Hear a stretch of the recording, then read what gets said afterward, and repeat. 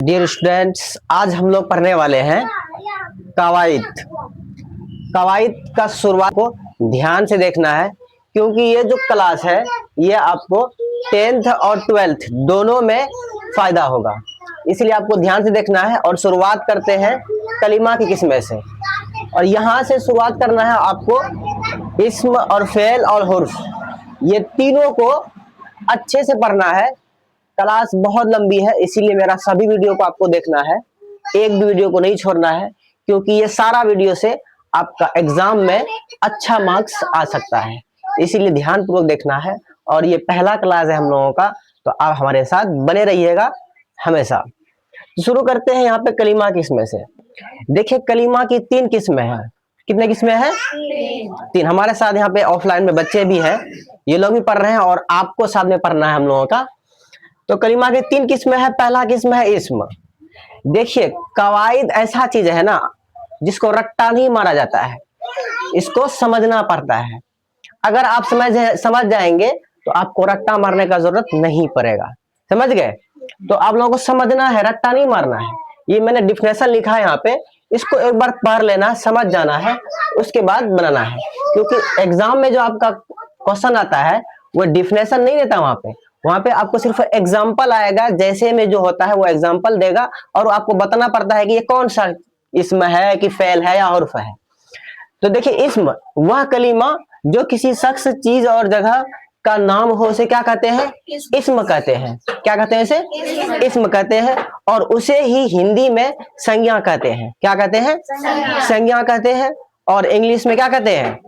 Noun कहते हैं। क्या कहते हैं? नाउन। तो आपको पता है, दुनिया में हर एक सामान, दुनिया में जितना भी चीज है वो क्या है? इस्म है, संज्ञा है, नाउन है, इतना पता है ना? ठीक है। अब देखिए फेल, ये दोनों को बढ़िया से ना, तो यहीं से आएगा आपका उर्दू में इस्म और फेल, इसको अच्छे से पढ़ना है आपको। अब देखो, फेल को हिंदी में क्या कहते हैं? फेल को हिंदी में कहते हैं क्रिया, और इंग्लिश में किसी काम का करना या होना मालूम हो उसे क्या कहते हैं? फेल कहते हैं। जैसे बोलेंगे खाना, पीना, सोना, उठना, बैठना, जागना, ये सब दुनिया में जितनी भी हम लोग क्रियाएं करते हैं वह क्या है? फेल है। हिंदी में बोले तो क्रिया है ना? अब अगला आपको पढ़ना है हुर्फ। हुर्फ किसे कहते हैं? जो अपना मानी खुद ना बताए, बल्कि वो या तो इस्म पर हो या फिर फेल का हेल्प लेके बोलता हो, यानी कि ये दोनों का हेल्प से ही बोलेगा, ये खुद अकेला नहीं बता सकता है।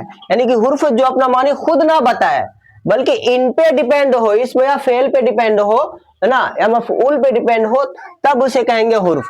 जैसे बोले पर, मैं, से, है ना। जैसे बोलेंगे मेज पर मोबाइल रखी हुई है। अब बताइए, हम किस किस का हेल्प लिए? मेज का हेल्प लिए, है ना, एक संज्ञा है वो, एक इस्म है वो, तो उसका हेल्प लिए। इस तरह से हुर्फ जो अपना मानी खुद ना बताए उसे क्या कहते हैं? हुर्फ कहते हैं। अब ध्यान से समझिएगा, डिफिनेशन समझ गए? अब एग्जाम में किस तरह से प्रश्न आपको पूछे जाते हैं समझिएगा।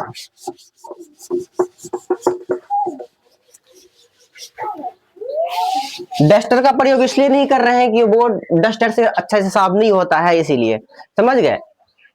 देखिए, एग्जाम में आपका प्रश्न कैसे आएगा।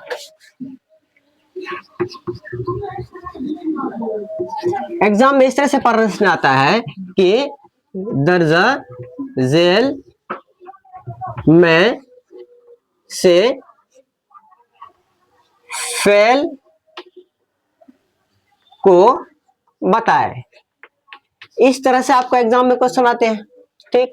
और आपको वहां पे ऑप्शन दिया हुआ रहता है, जैसे बोलेंगे हामिद, ऑप्शन बी आपका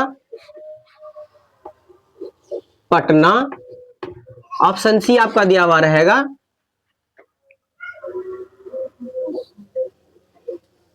खेलना, ऑप्शन डी आपका दिया हुआ रहेगा मान लीजिए इनमें से कोई नहीं। तो अब आप लोग बताइए, दर्ज झेल में से फेल कौन से है? फेल की पहचान क्या है? क्या है फेल की पहचान? क्या है? खेलना है। है ना, क्योंकि यहाँ पे फेल मतलब क्या होता है, क्रिया होता है ना, यानी कि कोई भी काम करना या होना मालूम हो, इसे क्या कहते हैं, फेल कहते हैं, है ना। तो यहाँ पे काम हो कौन कहाँ पे रहा है, खेलना, खेलना एक क्या है, फेल है, क्रिया है। जबकि हामिद एक इसम है, पटना एक क्या है, एक इसम है। तो इस तरह से आपका प्रश्न पूछे जाते हैं एग्जाम में। समझ में आ गया ना आप लोगों का जी। तो इस तरह से आपको कवायद अगर पढ़ना है, नहीं समझ में आ रहा है, तो मेरे चैनल पे जुड़े रहिए और ऐसे ही मजेदार क्लास आप लोगों के लिए लाते रहेंगे। आप लोगों को एक भी क्लास मिस नहीं करनी है, क्योंकि सिर्फ कवायद ही नहीं, आपको हम हिंदी व्याकरण भी अच्छे से पढ़ाएंगे। जब तक खोपड़ी में घुस ना जाए तब तक आपको हम छोड़ने वाले नहीं है। इसीलिए आपको मेरा हर एक क्लास ध्यान से देखना है और समझना है। और मेरे भाई, रट्टा नहीं मारना है। मेरा यही बुरा आदत है कि हम अपने स्टूडेंट से रट्टा नहीं मरवाते हैं, बल्कि समझाते हैं ऐसे कि उसका दिमाग में, उसका खोपड़ी में घुस जाता है, जैसे इस तरह से समझाते हैं। तो बने रहिएगा मेरे साथ, मिलते हैं अगली क्लास में, तब तक के लिए बाय।